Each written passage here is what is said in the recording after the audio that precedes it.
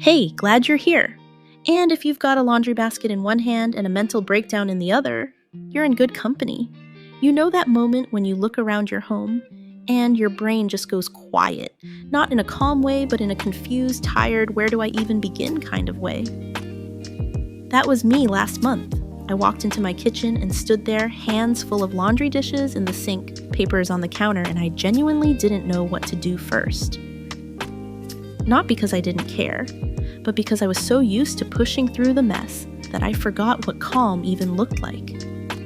The problem wasn't just clutter. It was the weight of always feeling behind. Like my house was managing me, not the other way around.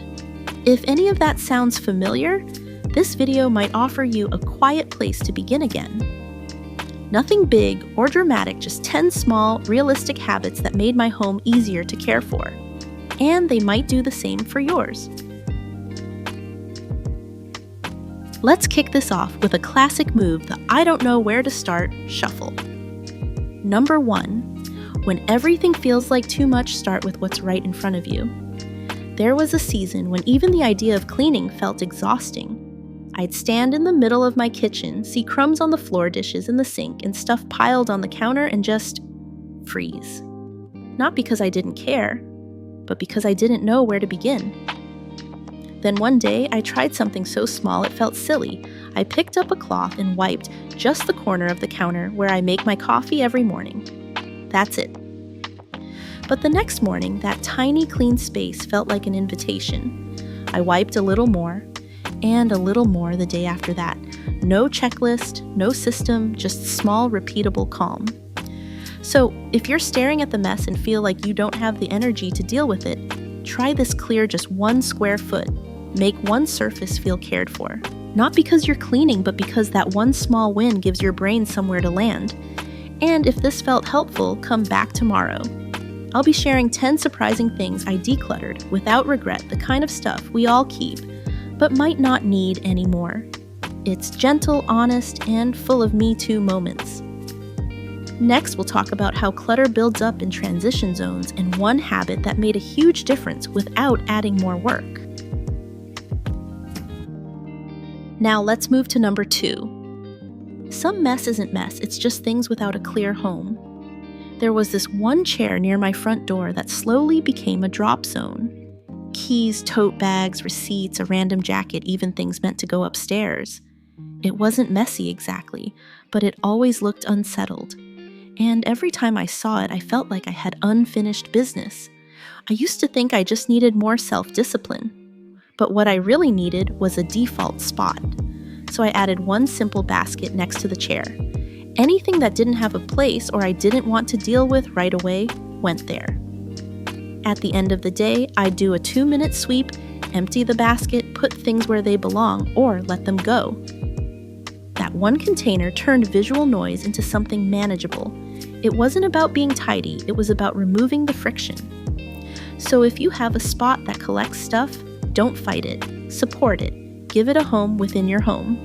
In the next habit, we'll shift from drop zones to daily actions that feel bigger than they are and how to make them easier on your body. Number 3, I used to think I was lazy. Turns out I was just tired. Or, as I like to call it, pro-level exhaustion disguised as procrastination. Every night after work, I'd walk past the pile of laundry on the chair or the dishes in the sink and feel a wave of guilt. I'd say things like, "Why can't I just do it?" But I wasn't being lazy. I was simply exhausted mentally, physically, emotionally. And the kind of cleaning I thought I should do, it needed too much bending, lifting, reaching more than I had in me by the end of the day. So I changed one thing. I stopped trying to do everything the right way and started doing it the easier way. Instead of crouching to pick things up one by one, I swept them into one spot first. Instead of carrying a full laundry basket upstairs, I split it in half. I didn't wait until I had energy. I made the tasks fit the energy I had. That small shift gave me back momentum, and it reminded me I didn't need to do it all. I just needed to stop making it harder than it had to be. Next, we'll talk about something your eyes are probably used to seeing, but your brain is quietly begging you to clear. Let's talk about number 4, the kind of clutter that hides in plain sight. My counters used to look fine. Not messy, not chaotic, just full. Vitamins, hand lotion, a few receipts, kitchen tools, things I told myself I needed out so I wouldn't forget them. But the more time I spent in that space, the more I realized it wasn't the stuff that drained me. It was the constant visual reminder of things left undone. Every item became noise. Not loud, just subtle, quiet weight that added up. So I gave myself permission to tuck things away. The lotion went in a drawer, the mail in a small wall pouch, the tools into a single basket on the shelf. It didn't make my house magazine-worthy, but it gave my mind a place to rest.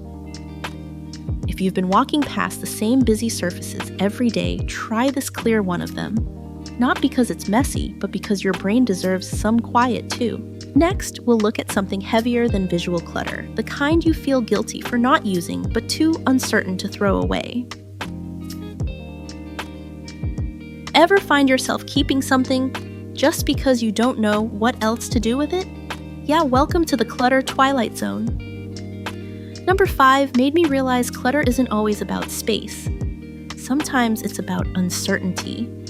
I used to have a pile of things I didn't use, but also didn't know how to let go of. A barely used face mask, a pair of headphones that kind of worked, expired teas I might try again. Random odds and ends that didn't really belong anywhere. I wasn't keeping them out of love. I was keeping them because I didn't know what decision to make. So I tried something simple. I created a not sure yet box. Everything I felt stuck on went into that box. No pressure, no guilt.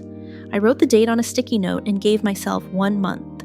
If I hadn't touched it by then, I probably didn't need it. And honestly, letting time make the decision for me felt like such a relief. It gave me permission to be unsure and still move forward. So if you've got clutter that lingers because you just don't know what to do with it, try this. Give it a home for now. Let it sit, let it wait. You don't have to decide everything today. And in the next habit, we'll shift from indecision to the illusion of being organized and why neatness isn't always the same as peace. Truth number 6. Sometimes the most organized spaces still feel overwhelming.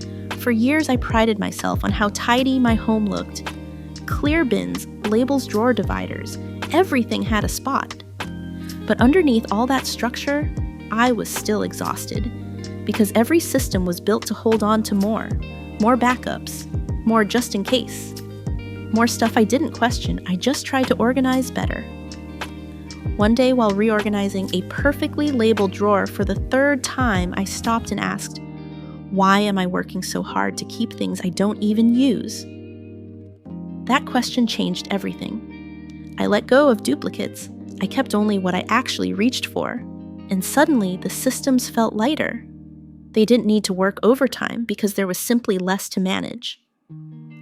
So, if you've been organizing and still feeling stuck, maybe it's not about how well you store things. Maybe it's about what you no longer need to store at all.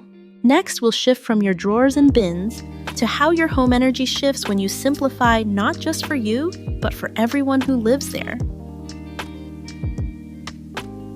Number 7 things got better at home when I stopped doing it all myself. For the longest time, I felt like I was the only one picking up. I'd reset the space, put things back, clear the mess, and honestly, I was starting to feel a little resentful.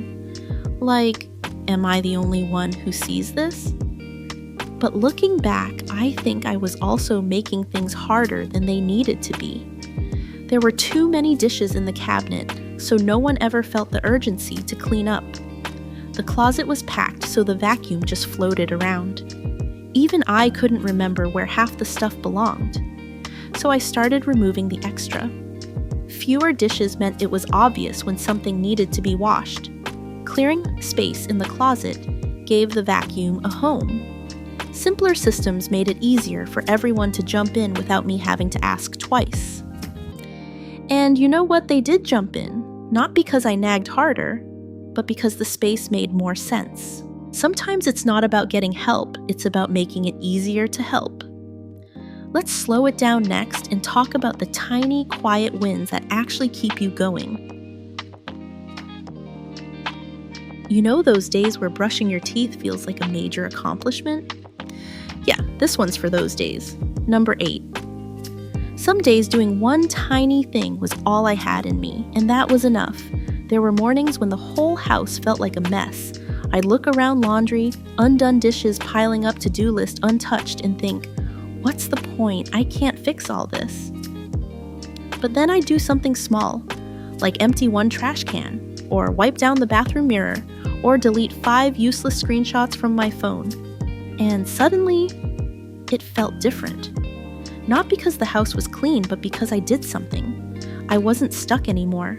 Just that one action reminded me, you moved, you tried, that counts. So I stopped waiting for energy I didn't have. I stopped saving the big clean for weekends that never came. I started letting the tiny things be victories, because they were. If today you can only manage one drawer, one corner, one clear counter that's not falling short, that's exactly how calm gets built bit by bit. And once I let those tiny wins count, I stopped waiting for the perfect time to do more. Number 9, I used to wait for the right time, but it rarely came. I kept telling myself I'd deal with the clutter when I had a free weekend, or when work slowed down, or when I felt more motivated. But life didn't really give me that, it just kept going. So the piles stayed, the baskets overflowed, and the longer I waited, the heavier it all felt. One day I stopped waiting. I looked at my hallway basket, grabbed 3 things, and put them away. That's it. No timer, no playlist, no plan. And you know what? It helped. Not because I finished, but because I started. I learned that getting started doesn't have to mean doing everything. It just means doing something right now with whatever time or energy you've got. So if you're waiting for the perfect mood, the perfect moment, the perfect burst of energy, maybe try this. Don't wait. Just move one thing. In the last habit, we'll talk about the one shift that made my whole home feel calmer without adding anything new. All right, we've made it. The final habit. If you're still here, take a deep breath, because this one's not about doing anything. It's about finally exhaling. Number 10, peace didn't come from doing more. It came from needing less. I used to think calm would arrive when I finally got everything in order, all the drawers labeled, all the routines in place, all the clutter gone. But the more I chased that version of done, the more drained I felt, because I was still trying to manage too much. Just prettier. The shift came when I asked myself, do I really need this? Not just about stuff, but also habits, expectations, and the pressure to keep everything running perfectly. So I let things go. Extra decor I dusted but didn't love. Kitchen tools I never used. Even the guilt of not folding laundry the right way. And my home started to feel lighter. Not just because there was more space, but because there was less pressure. So if you're trying to feel calmer, maybe it's not about doing more. Maybe it's about letting enough be enough. Let's wrap this up gently. Because the real point of all this isn't just a cleaner space, it's a kinder way to live. Decluttering didn't change everything all at once. But little by little, one drawer, one basket, one honest decision at a time, it helped me feel more at home in my own space, and more at ease in my own mind. I hope these 10 lessons gave you a small place to start, or maybe just reminded you that it's okay to go slow. It's okay to do less. It's okay to make progress without making a big deal out of it. This isn't about being perfect. It's about creating a home that supports you, not drains you. A home that works with your life, not against it. If even one part of this made your day feel a little lighter, that's enough. Truly. Thank you so much for spending this time with me. I hope it helped in a quiet, steady kind of way. And I'll see you again tomorrow. We're talking about 10 lazy habits that actually keep your home clean with almost no effort at all.